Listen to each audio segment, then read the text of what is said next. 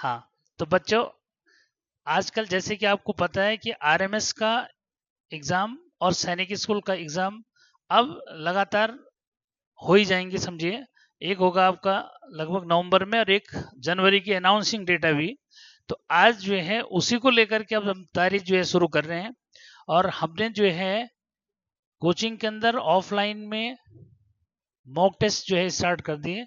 और ये पहला जो मॉक टेस्ट होगा ये आपका संडे को पड़ेगा, यानी कि 9 नवंबर को जो है आपका पहला मॉक टेस्ट होगा, लेवल 1 और लेवल 2 दोनों का।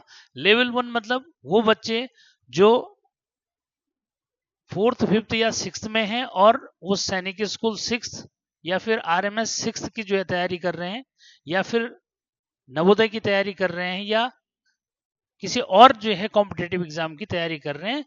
तो हमने जो है बच्चों के लिए यहाँ पे जो एडवांस एजुकेशन कोर्स स्टार्ट किया है, उस जो है कोर्स के तहत हम बच्चों को जो है अभी से वो जो है एक टारगेट जो है उनको दे रखा है, उसके अकॉर्डिंग उनको प्रिपेयर करा रहे हैं, जो कि आज की नीड बन चुका है। क्लियर है कि अगर सिक्स एंट्रेंस आप देंगे सैनिक स्कूल हो या आरएमएस का, तो आपकी उसमें प्रिपरेशन सेवंथ मैथमेटिक्स यानी सेवंथ क्लास तक का होना चाहिए, ये रिक्वायर्ड कंडीशन है। ऐसी जो है अगर आप नाइन्थ जो है सैनिक स्कूल के लिए तैयारी कर रहे हैं या फिर आरएमएस का एग्जाम देने वाले हैं, तो आपकी प्रिपरेशन नाइन्थ तक और कुछ जो है टॉपिक टेंथ के भी होने चाहिए। तो यानी कि अब लगा सकते हैं कि कंपटीशन कितना टफ जो है होता जा रहा है।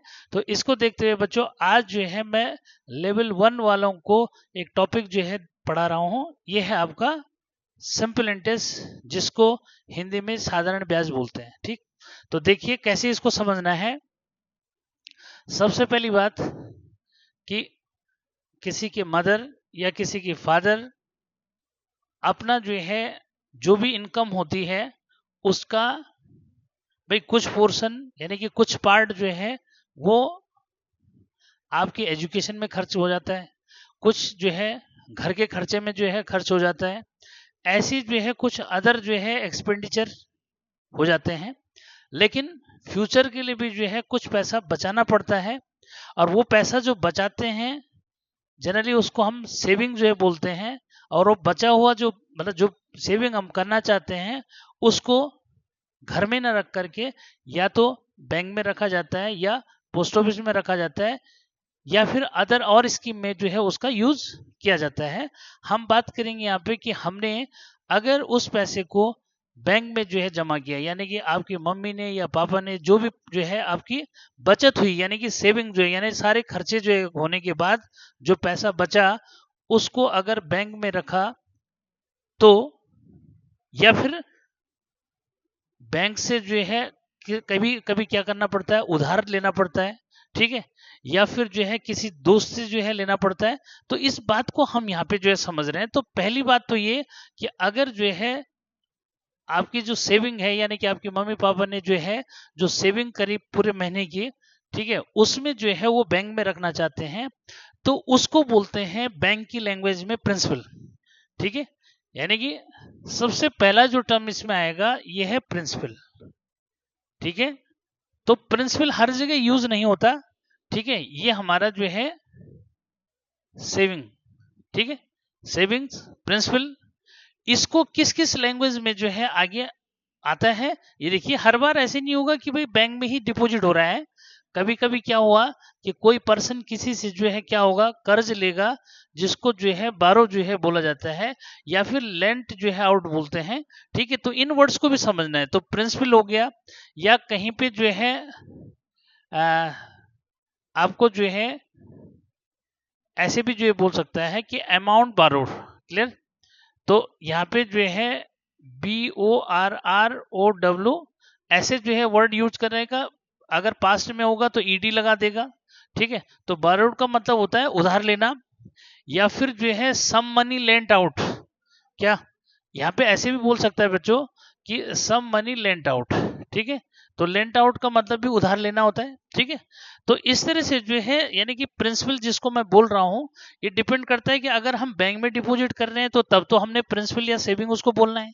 लेकिन अगर किसी से हमने जो है कुछ काम करने के लिए पैसा जो है उधार लेना है, तो उसको जो है बारोड जो है बोलना है, या फिर लेंट आउट बोल सकते हैं। ऐसे वर्ड्स यूज होते हैं तो इसलिए बच्चे कंफ्यूज करते हैं। क्लियर है? तो सपोज करें कि यहाँ पे हम लेते हैं प्रिंसिपल, इसका सिंबल बच्चों पी होगा। ठीक है, जो सेविंग जो है बैंक में की, यहाँ पे मैं एग्जांपल लेके चल रहा हूँ कि प्रिंसिपल जो है, यानी कि किसी बच्चे के मम्मी या पापा ने जो बैंक में पैसा रखा, ये है आपका ₹10,000। यहाँ से स्टार्ट करते हैं, बहुत सिंपल सा जो है इसको समझो, या फिर 1,000 कुछ भी ले सकते हैं, ऐसा कुछ नहीं। ठीक है, तो यहाँ पे आपके पास ₹10,000 जो है बैंक में डिपॉजिट करा। क्लियर है? ये है प्रिंसिपल। ठीक, अब जो है इसके बदले बैंक क्या करता है कि एक एडिशनल या एक्स्ट्रा अमाउंट देता है। क्या देता है? इसमें जो है एडिशनल अमाउंट इसके बदले हमारे को जो है बैंक देता है, additional amount. Clear? Additional amount को हम एक्स्ट्रा अमाउंट भी बोल सकते हैं। क्या बोल सकते हैं? एक्स्ट्रा अमाउंट जो है बोल सकते हैं। एक्स्ट्रा अमाउंट जो बैंक इसके बदले हमारे को देता है, इसको हम सिंपली जो है इंटरेस्ट बोल देते हैं। क्या बोलते हैं? बैंक की लैंग्वेज में इसको क्या बोलते हैं? इंटरेस्ट। हमारे लिए तो क्या हो गया, वो एक्स्ट्रा अमाउंट हो गया, बैंक की लैंग्वेज के हिसाब से वो इंटरेस्ट हो गया। क्लियर? यानी कि जो हम पैसा जमा करेंगे बैंक के अंदर, डेफिनेटली जो है उसके बदले बैंक हमारे को क्या करता है, एडिशनल अमाउंट देता है, या फिर एक्स्ट्रा अमाउंट देता है, जिसको बैंक की लैंग्वेज में इंटरेस्ट बोला जाता है। क्लियर?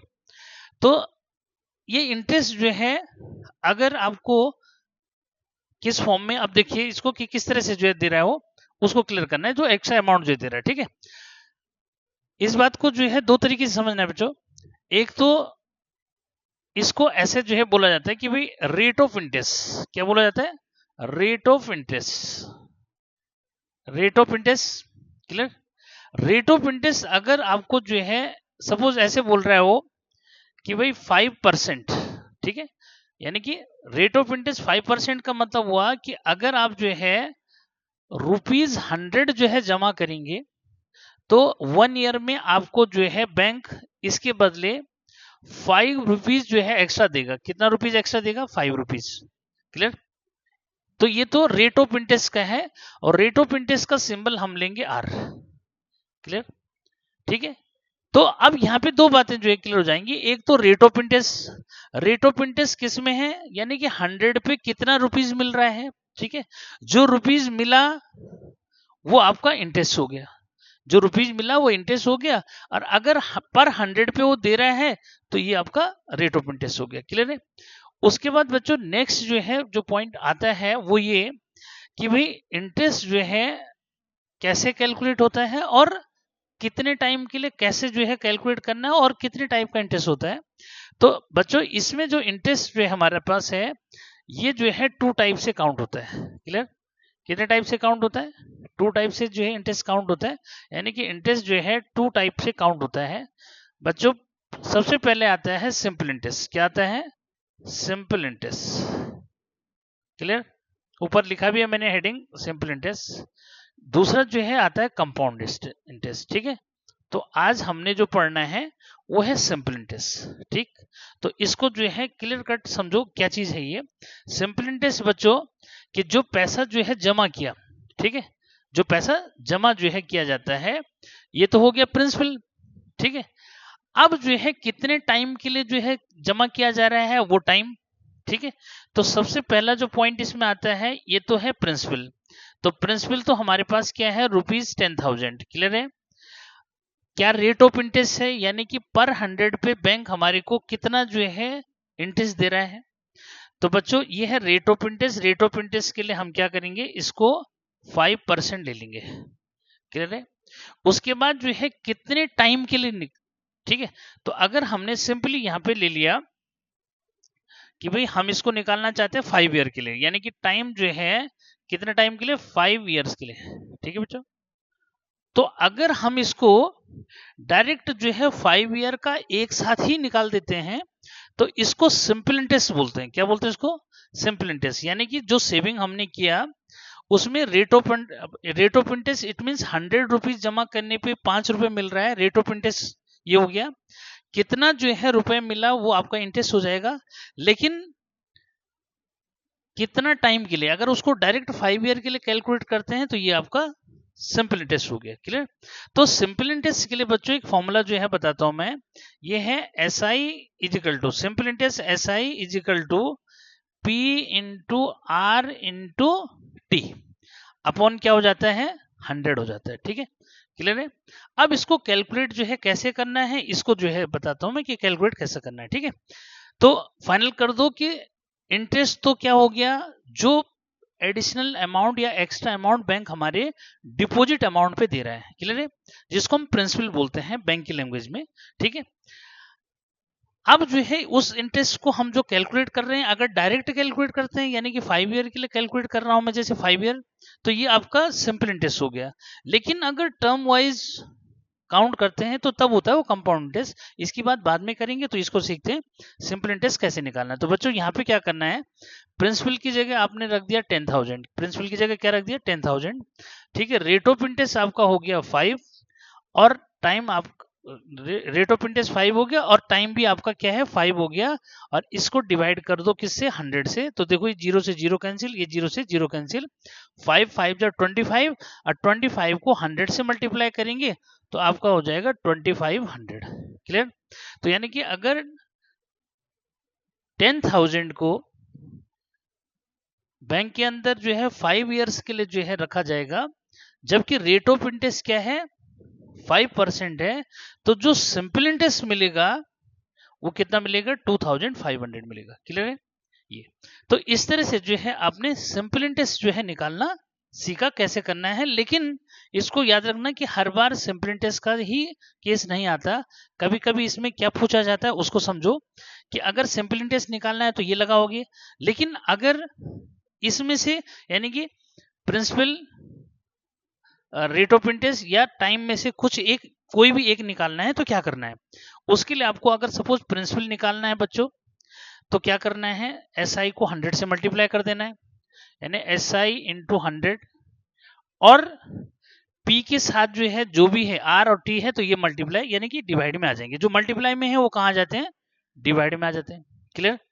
ऐसी जो है अगर मुझे रेट ऑफ इंटरेस्ट निकालना है R, तो क्या करना है, जो ये दोनों मल्टीप्लाई में है ये डिवाइड में चले जाएंगे किसके, SI इंटू 100 करोगे और डिवाइड में ले लोगे क्या, डिवाइड में आ जाएगा P इंटू टी। लेकिन अगर मुझे टाइम निकालना है तो T इजिकल हो जाएगा SI इंटू 100 और divide by P into R हो जाएगा। क्लियर है? यानी कि फॉर्मूला एक ही रहता है, लेकिन हम इसको डिफरेंट 3 वेज में भी यूज कर सकते हैं। अगर सिंपल इंटरेस्ट निकालना है तो ये फॉर्मूला लगाना है। क्लियर? और अगर आपको प्रिंसिपल निकालना है, रेट ऑफ इंटरेस्ट निकालना है या टाइम निकालना है तो ये फॉर्मूले यूज करने हैं। क्लियर है? तो भाई यहाँ पे पहला फॉर्मूला ये था, ये इससे नया बन के आया, ये भी इससे नया बन के आ गया, ये भी इससे नया बन के आ गया, ये। क्लियर? तो बहुत सिंपल जो है इसको करना होता है, इसमें कुछ भी इतना ज्यादा टेंशन वाली बात नहीं है। एक क्विक रिव्यू जो है इसका ले लो कि जो भी जो है सेविंग हम बैंक के अंदर रखते हैं उसको प्रिंसिपल बोलते हैं, उसके बदले बैंक जो हमारे को एडिशनल अमाउंट देता है उसको इंटरेस्ट बोलते हैं। लेकिन बच्चों जब वो पर 100 पे जो है पूछा जा रहा है या पर 100 पे दिया जा रहा है तब उसको रेट ऑफ इंटरेस्ट बोलते हैं। जब पर 100 पे बोला जा रहा है तब उसको रेट ऑफ इंटरेस्ट बोलते हैं। क्लियर? अगर ये बोला जा रहा है कि बैंक जो है 5% इंटरेस्ट दे रहा है, इसका मतलब ये हुआ कि अगर 1 ईयर के लिए 100 रुपीज बैंक में रखा जाएगा तो बैंक उसके बदले हमारे को 5 रुपीज देगा। क्लियर है? और जितना ज्यादा अमाउंट हम रखेंगे उसके अकॉर्डिंग उतना ही ज्यादा हमारे को इंटरेस्ट मिलेगा। क्लियर? अब जो है इंटरेस्ट दो तरीके से निकाला जा रहा है, एक तो सिंपल इंटरेस्ट यानी कि जब आप डायरेक्ट जो है 5 ईयर के लिए सीधे एक साथ जो है इंटरेस्ट कैलकुलेट कर रहे हैं तो उसको बोलते हैं सिंपल इंटरेस्ट, और जब टर्म वाइज होता है तब होता है कंपाउंड इंटरेस्ट। ठीक है? अब लास्ट में जो है ये भी आपको पूछ सकता है कि भाई बैंक ने जो है 5 साल में आपको कितना पैसा रिटर्न किया, तो उसको बोलते हैं अमाउंट। तो बच्चों लास्ट जो है इसमें अमाउंट के लिए फॉर्मूला हो जाता है A is equal to principal plus SI। Clear है? और प्रिंसिपल आपका कितना है 10,000। क्लियर? और इसमें 2500 क्या कर दो, ऐड कर दो, तो कितना हो जाएगा भाई, ये हो जाएगा 12500, यानी कि आपको 12,500 रुपीज बैंक देगा। ठीक, तो कैसे पूछा जा रहा है उसके अकॉर्डिंग सोचना है, केवल ऐसे दिमाग में नहीं रखना है कि प्रिंसिपल है। आपको ऐसे भी पूछा जा सकता है कि some borrowed by Ramesh from his friend, यानी कि रमेश ने अपने जो है दोस्त से उधार लिया, कितना रुपए लिया, 10,000 रुपए लिया, तो वो प्रिंसिपल का काम करेगा उस केस में। ठीक है, या फिर ऐसे बोल सकता है कि a person lent some money from the bank, यानी कि किसी आदमी ने जो है बैंक से जो है क्या लिया, कर्जा लिया, भाई लोन जो है भी बोल सकते हैं उसको। ठीक है, तो क्या है ये लोन भी जो है उसको बोल सकते हैं। तो यानी कि हर बार प्रिंसिपल ही नहीं बोला जाता, उसको अलग अलग तरीके से जो है कैलकुलेट करने के लिए बोल सकता है। करना यही होता है, बस केवल लैंग्वेज का फर्क है। अगर किसी से उधार लिया जा रहा है तो बारोड बोलना है। ठीक है, किसी से जो है कर्ज वैसे ले रहे हैं मतलब तो लेंट आउट भी बोल सकता है, उसके लिए लोन लेना भी बोल सकता है। तो ऐसे भी जो है लैंग्वेज पूछी जा सकती है। क्लियर है, तो इसमें कंफ्यूज बिल्कुल भी नहीं करना। अब जो है जो आरएमएस या सैनिक स्कूल में जो क्वेश्चन जो है पूछे गए हैं उनको भी मैं जो है कैलकुलेट करूंगा। तो नेक्स्ट वीडियो लेक्चर में फिर मिलते हैं। Till then bye bye.